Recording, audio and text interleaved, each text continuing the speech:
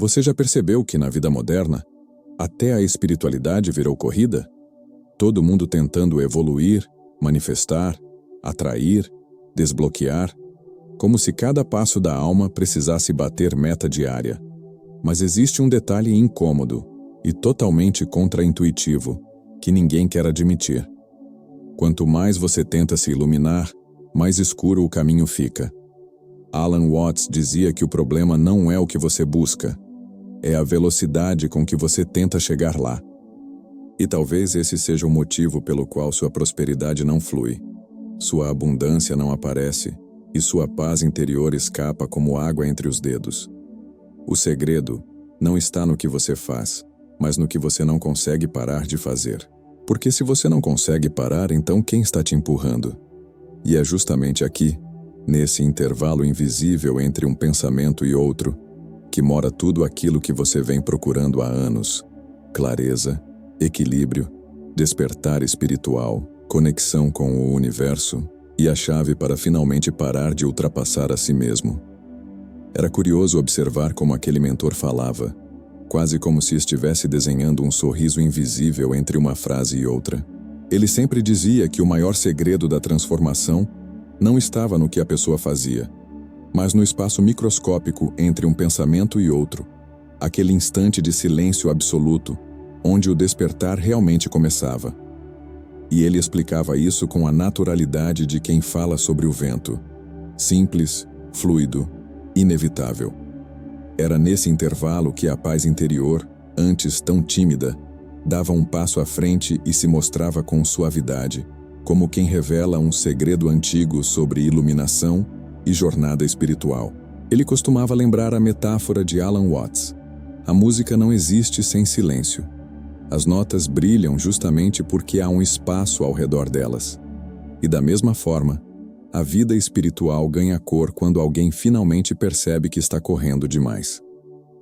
Se você não consegue parar, ele dizia, então precisa perguntar quem está te empurrando. Esse simples questionamento já desarmava muita gente, porque expunha aquilo que a mente tanto esconde. Às vezes não é um objetivo que movemos, mas uma fuga que carregamos. O caminho então muda. A pessoa começa a entender que o equilíbrio e a harmonia nunca vêm da pressa. Vem da capacidade de sentir o próprio corpo, de notar a respiração, de perceber a bênção escondida no ato de não fazer nada. E havia algo profundamente espiritual nessa pausa. Ele explicava que, neurologicamente, é justamente no intervalo que o cérebro integra experiências, reorganiza memórias, libera tensões e cria conexões sutis responsáveis pela expansão da consciência. Não é quando alguém corre atrás da prosperidade, mas quando deixa espaço interno para que a abundância se manifeste, que a lei da atração realmente funciona.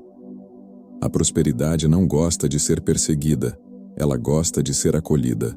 Por isso, muitos buscavam desbloqueio financeiro e não percebiam que o maior bloqueio era a incapacidade de parar. Ele mostrava que o poder da mente se fortalece na quietude, que a riqueza interior se expande quando a pessoa permite que a energia espiritual volte a fluir, alinhando chakras naturalmente, como se um rio voltasse ao curso original depois de anos represado.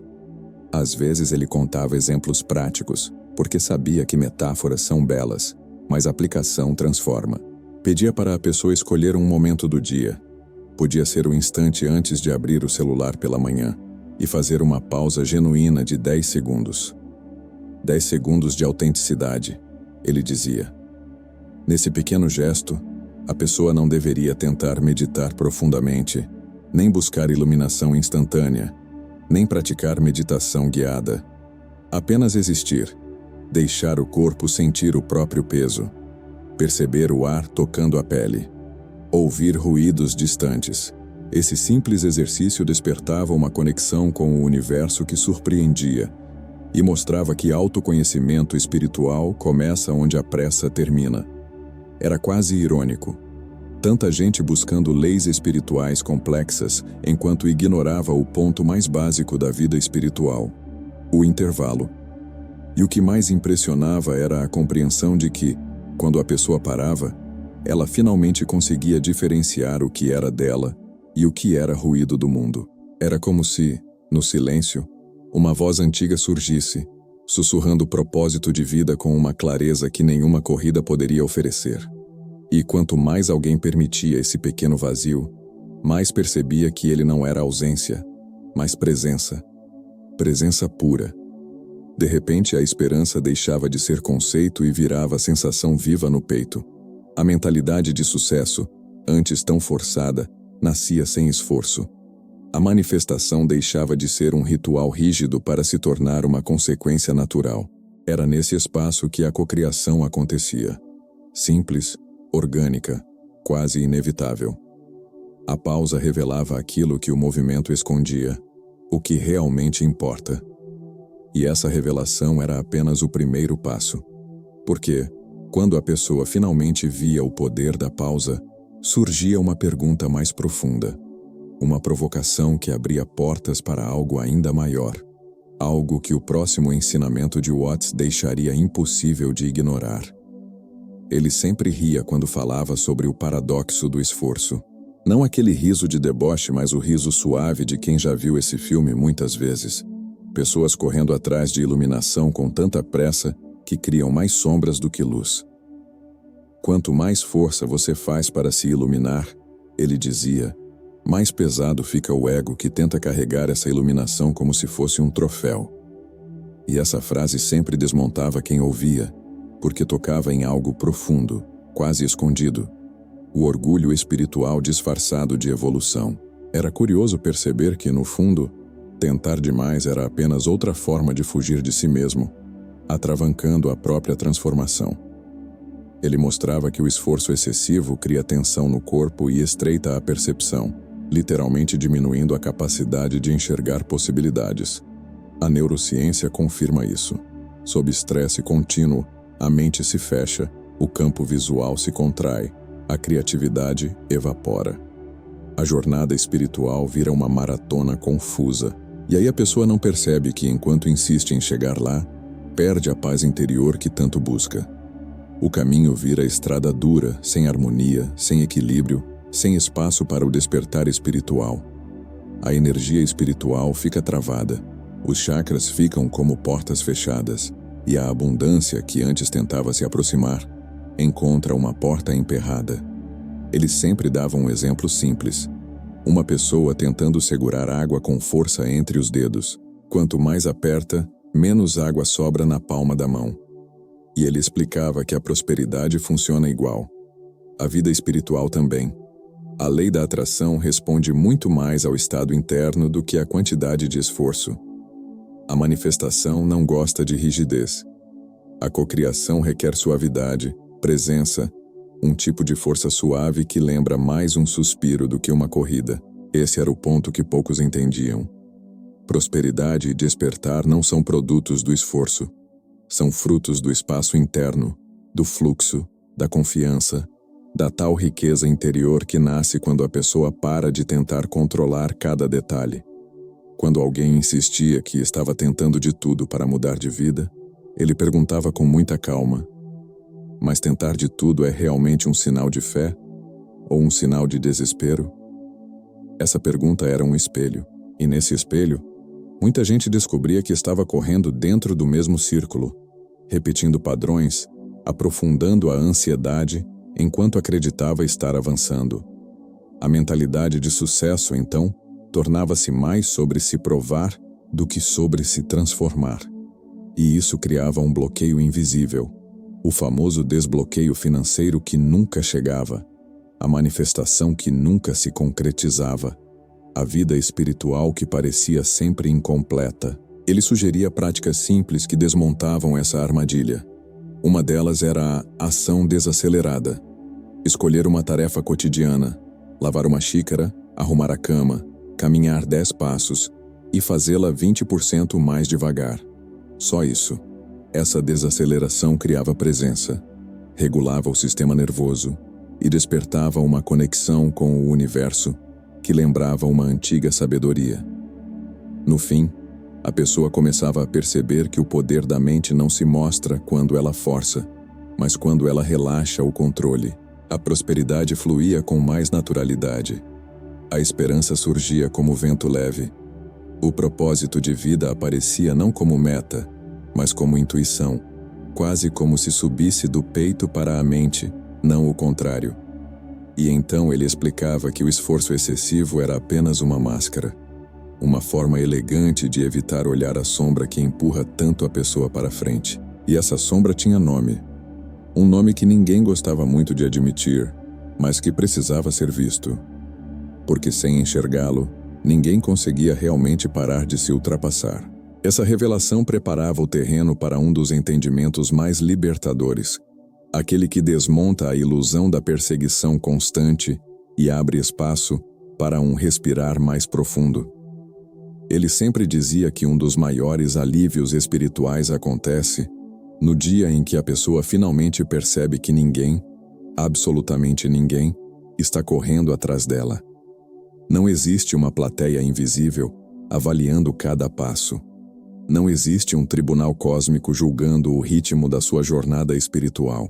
O único perseguidor real, ele afirmava com suavidade, é a imagem idealizada que a própria pessoa inventou e passou a carregar como se fosse uma obrigação. Uma versão exagerada de si mesma que exige transformação constante, iluminação imediata, prosperidade infinita, abundância instantânea, tudo para ontem. E quando essa máscara cai, tudo muda, porque a pessoa começa a perceber que corre não rumo a algo, mas fugindo da sensação de não ser suficiente. Foge para não encarar o silêncio, a sombra emocional, o desconforto do vazio. E, no entanto, é justamente nesse vazio, aquele mesmo intervalo que ele tanto falava, que mora a verdadeira paz interior. Aquele espaço onde a energia espiritual repousa e onde o despertar espiritual realmente acontece.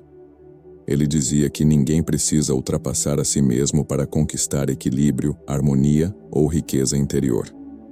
Não é competição, nunca foi, mas a mente condicionada insiste em transformar a vida em corrida, como se existisse um pódio místico esperando no final da jornada. Era aqui que ele explicava a psicodinâmica dessa perseguição interna. Ela não nasce do presente, e sim de um eco antigo.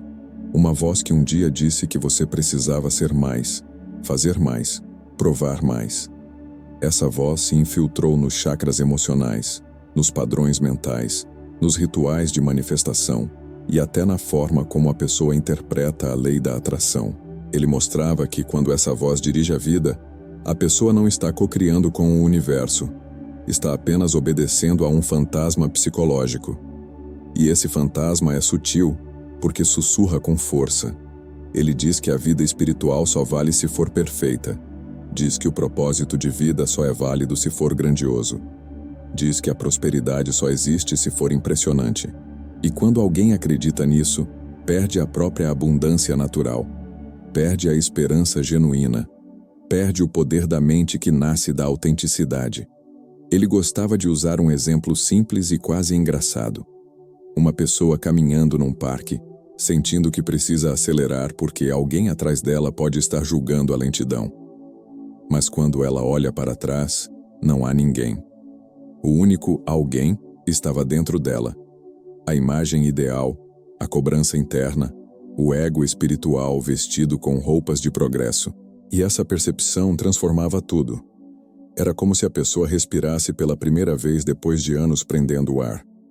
A conexão com o universo surgia de forma mais leve. Os insights apareciam sem esforço. E até o desbloqueio financeiro tornava-se mais simples porque já não era motivado por comparação ou culpa, mas por clareza e alinhamento.